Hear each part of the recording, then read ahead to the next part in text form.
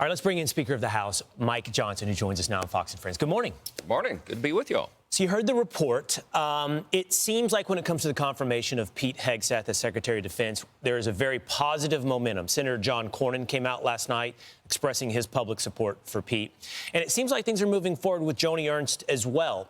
How do you feel as we sit this morning about Pete Hegseth getting confirmed at DOD? I'm optimistic about it. I think he's on the right track. I've talked to a number of senators personally on the Hill just over the last couple of days, and it seems like the momentum moving the right way. Look, I like how he's approached it. We've all made mistakes in our lives, right? But we believe in redemption. And what Pete brings to the table is a love for the military, a great education background, a great experience set. I think he's well-suited for the job, and he will shake up the status quo, which is why this pick is so important. That's what President Trump, that's the common denominator, people who will shake it up. And I think that's precisely why he's getting the pushback that he has. I mean, let's face it, and by the way, I love what you said about redemption. We've talked about this journey that Pete has been on, and his mother talked about it here. Those of us who sat on the couch have also seen that. It's a sincere thing.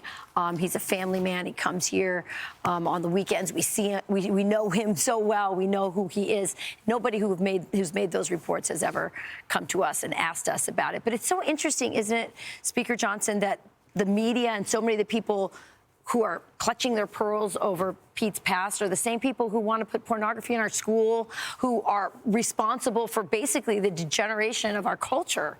It's always a double standard with the other side, and he's a threat to them because he will shake up the status quo. I got here a little bit early this morning. I was in the makeup room, hair and makeup, right? These ladies, professionals, extraordinary staff you have here at Fox News, they're back there, and they were telling me how much they miss Pete. Yeah. We love him so much. He's so professional. He's so great. They showed me their social media posts where they're defending him. These are people who have been in work with him for, what, 8 years he's been at Fox? Yeah. They're his biggest fans. So talk to the people who actually know Pete, who've worked with him. I talked to him a few days ago. He was in good spirits, and I hope he gets this done. It'll be a good thing. My oldest son is a freshman at the Naval Academy. This is a live fire exercise for me. We got to fix the DOD, and he's the right guy to do it. You know, nobody in Washington spends more of his time than you do recruiting people to run for public office.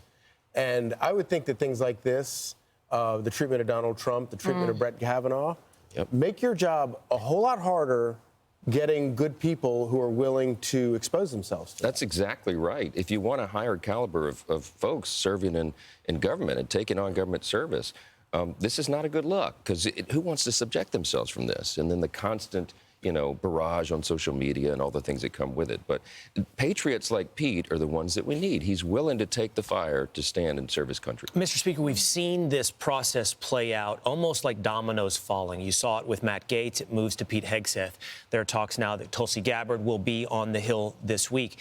Why should we have any expectation the same treatment won't now be moved to Tulsi Gabbard, and perhaps after Tulsi Gabbard, Robert F. Kennedy Jr.?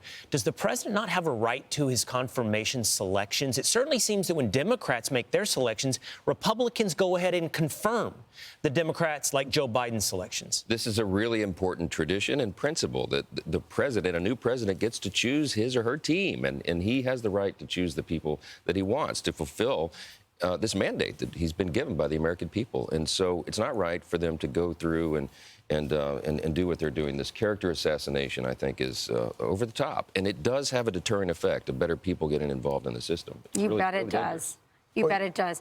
You talked about all the different cabinet members who are disruptors. This is what Donald Trump ran on, indicated. I mean, we kind of pretty much knew that if he won, he was going to put somebody like Robert Kennedy Jr. in. One of the other developments that's been fascinating has been this new agency, DOGE, that will be run by Vivek Ramaswamy and Elon Musk to look at all the government spending and cut it.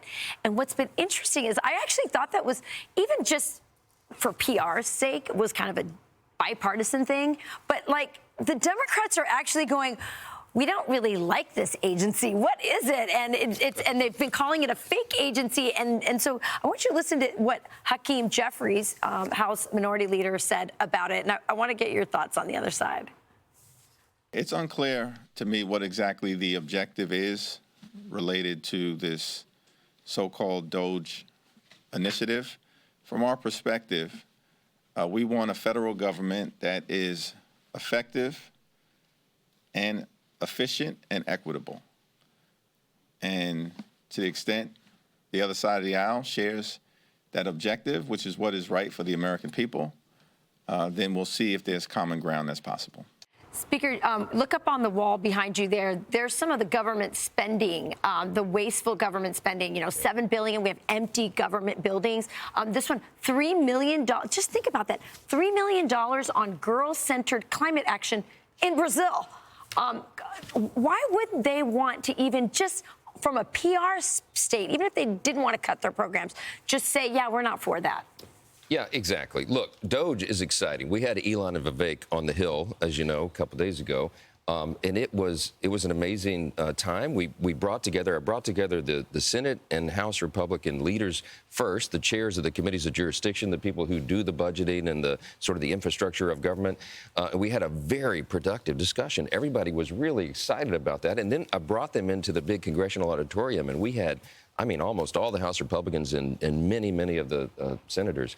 And it was a great dialogue, brainstorming session. We're putting the groundwork in place to make real transformational change to government. We have to make government more efficient and effective. It needs to be more focused in what it does. But are the Democrats as excited? I mean, that doesn't look like they're excited. Well, that's Hakeem's talking points. But meanwhile, Democrats are joining the team. I mean, you heard several Senate Democrats and House Democrats, even on the day that they were on the Hill, Thursday, Friday, joining on. Hey, I want to be part of this. Great. We welcome them with open arms. This ought to be bipartisan. We all ought to aspire to have a government that is more responsive to the people. So we're really excited about the potential here. We believe we can cut it down. Even Bernie Sanders even Bernie signaled that he was open to this. Senator Fetterman and Jared Moskowitz in the House and more. Look, I'm going to talk to all my Democrat colleagues. If you really care about this, join us. We could do this together. That'd be a great thing for the country. Mr. Speaker, thank you for joining us. Yeah, thanks for being here. Thank you all. Appreciate it. Good to be with you. Merry Christmas. How did we can't let the speaker go without doing a Donald Trump impression. Why don't you take us out? You're going to make him do that? Rachel, Yes, I don't know of why you course. do this to me all the time. It's not good. Okay, it's not good for my my career. Okay. But imitation is the greatest form of flattery. That's right. To be clear. Great job. All right, more Fox and Friends coming up. I'm Steve Ducey. I'm Brian Kilmeade. And I'm Ainsley Earhart. And click here to subscribe to the Fox News YouTube page to catch our hottest interviews and most compelling analysis.